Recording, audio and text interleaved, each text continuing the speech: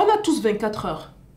Mais seulement les plus productifs savent comment utiliser leurs 24 heures. Pour ce début d'année, je vais te montrer comment débuter l'année ou continuer l'année, dépendamment de quand tu vas voir cette vidéo-ci, comme un champion ou comme une championne. On va parler ici des méthodes très peu discutées souvent, pourtant assez simples à appliquer pour pouvoir être maître ou maîtresse de son temps. Stay tuned.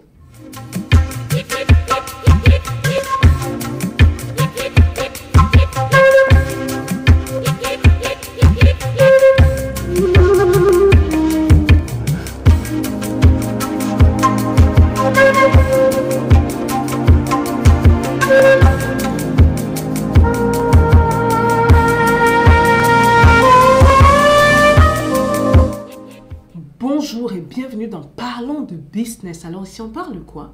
On parle de business, on parle d'opportunités d'affaires, on parle d'argent et on parle de tout ce qui peut faire grossir ton compte bancaire. Même de mindset. On va entrer dans le vif du sujet, je ne veux pas vous faire attendre plus longtemps que ça parce que c'est un thème très important et très sérieux. Une année vient de passer, je ne sais pas quand vous allez regarder cette vidéo-ci. Si vous regardez cette vidéo quand elle vient de sortir, tant mieux. Si vous la regardez après, tant mieux. C'est une vidéo qui sera applicable tout au long de l'année. Si vous avez des problèmes de gestion de temps, n'hésitez pas à vous référer à cette vidéo-ci. Revenez la voir autant de fois. Vous avez besoin d'atteindre vos objectifs pour l'année prochaine. Et si vous êtes en pleine année, vous devez atteindre vos objectifs pour cette année-ci. Donc, je vais partager avec vous ici ma méthode de travail et ce qui fonctionne. Pour ce faire, je vais vous introduire mon planeur. Ce petit monsieur-ci me sauve la vie. Vous n'imaginez pas à quel point. On a eu tellement d'emails sur beaucoup de questions sur Stéphanie, comment tu fais pour accomplir ce que tu accomplis? Tu es dans plusieurs activités. Et oui, j'ai une dizaine d'activités. Je frôle pratiquement 20 activités. Je suis également mère. Beaucoup de gens ne le savent pas. C'est un travail à temps plein. Mais je suis aussi également la femme de quelqu'un. C'est un autre travail à temps plein. On se comprend. Je ne vais pas entrer dans les détails. Mais sur un ton un peu plus sérieux, je fais ce que je fais grâce à ceci. Et je me suis dit que ça, c'est une solution que je vais apporter à la communauté. Ça, c'est le mien personnellement. J'ai personnalisé ça pour cette année, l'année prochaine. Mais il y aura une version qui sera typiquement la même chose, disponible dans quelques mois. Donc, ce que je vais vous demander de faire, c'est d'aller sur Instagram et de suivre la page Temi Planner. J'ai carrément créé une page spéciale pour ça. Sur cette page-là, sur Instagram, on vous donne les tips de comment justement vous organiser, de savoir faire le suivi de vos objectifs, de comment prioriser. Ça parle vraiment de ce qui est dans ce planeur-là. Donc, allez sur Instagram, Temi Planner, suivez la page. Quand le planeur sera disponible dans quelques mois, vous serez les premiers à savoir sur Instagram. Après, ce sera sur YouTube, bien après. Donc, ceux qui seront sur Instagram, tant mieux. Ceux qui ne seront pas, allez sur Instagram parce que c'est là-bas que tout se passe pour ce bijou. Je vous attends sur Instagram. Bon, on va lancer avec la vidéo. Je vais carrément me déplacer au tableau parce que j'ai fait une petite présentation pour vous afin que vous compreniez mieux.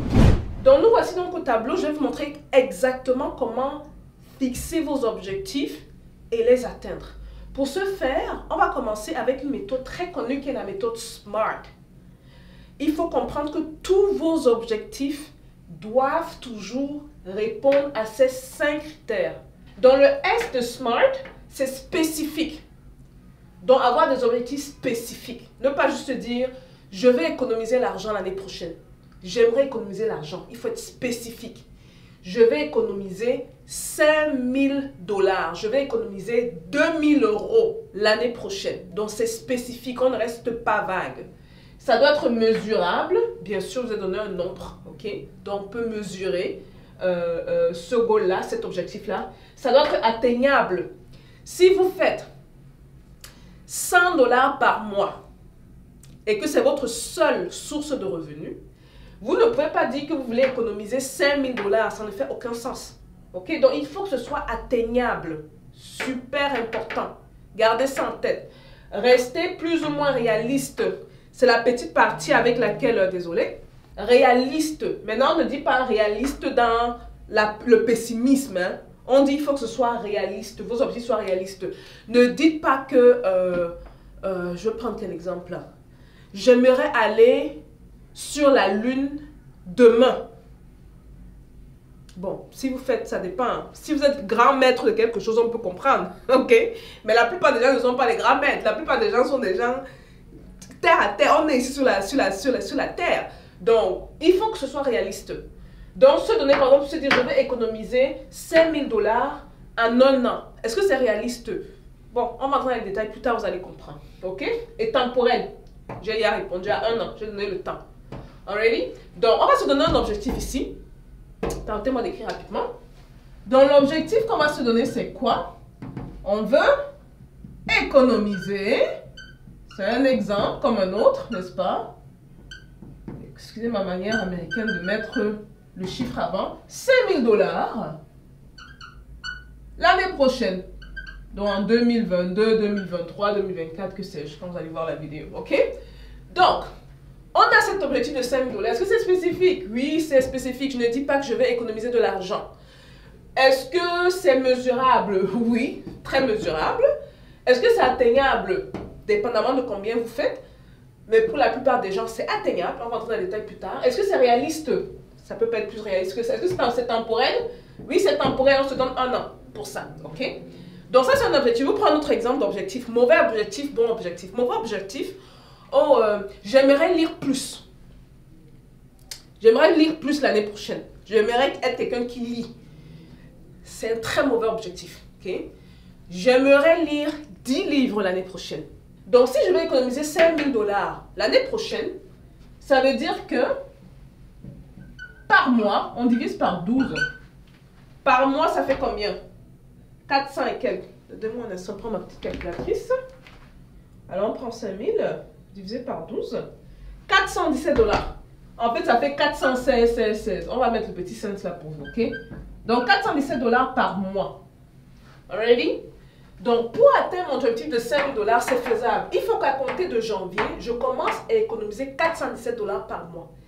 En d'autres mots, si on rentre dans le système nord-américain, aux États-Unis, au Canada, les gens se font payer ici une fois toutes les 2 semaines. Donc, si chaque 2 semaines, le montant que je reçois est par exemple de 2 000 $ chaque 2 semaines. On va même baisser le montant parce que les gens vont se mettre à crier là que c'est trop d'argent. 1 500 $ chaque 2 semaines. Ça veut dire que chaque 2 semaines, je dois mettre de côté 417 divisé par 2. Parce que l'objectif, si c'est un objectif mensuel. Donc, si on fait peut-être 420 divisé par ça fait 210 $. OK? Dans le 1 500 $, je dois retirer 200 $ à chaque paycheck, à chaque chèque que je reçois. Et je dois le mettre dans un compte bien précis afin qu'après 4 semaines ou après un mois, j'ai mon 417 $. Ça, je pense que c'est un des exemples les plus simples que je puisse prendre. Très simple. C'est une chose que ce soit écrit sur un tableau, c'est autre chose quand tout est réuni quelque part. Ça, c'est un objectif parmi tant d'autres. Ce planeur-ci devait être prêt pour vous, normalement. Désolée. Afin de permettre à la communauté de commencer à utiliser ça. Donc, je vais peut-être mettre des slides. Vous allez voir à quoi ça ressemble. Vous voyez que dans ce planeur-ci, déjà, vous avez vos objectifs de 2022 que vous devriez mettre. Mais gardez en tête que quand vous voulez fixer vos objectifs, c'est comme ça que ça se passe. Donc, je vais le refaire une fois de plus pour que les gens retiennent. On commence avec l'an. Voici l'année. Espace-temps. On va mettre janvier. Et c'est pour ça qu'il y a un planeur, parce que ça vous évite de faire tout ce travail de manière nécessaire. Donc, allez sur Instagram et allez suivre la page Temi Planeur. Parce que tout ce que je fais là, c'est beaucoup de travail. Mais on a résumé tout ça dans mon planeur. On a résumé. C'est moi mon planeur que je vous donne. C'est la même chose. Donc, février, mars, avril, mai, juin, juillet, août, septembre, octobre, novembre et décembre. OK? Donc, l'objectif annuel. En 2000, ceci, voici ce que je vais atteindre. Dans ça, maintenant, venez couper trimestriellement. Donc, on a janvier, février, mars, 3. Vous voyez? Ça vous fait un objectif trimestriel. Donc, c'est un 2. 1, 2, 3. Voilà notre trimestre. Un autre objectif trimestriel.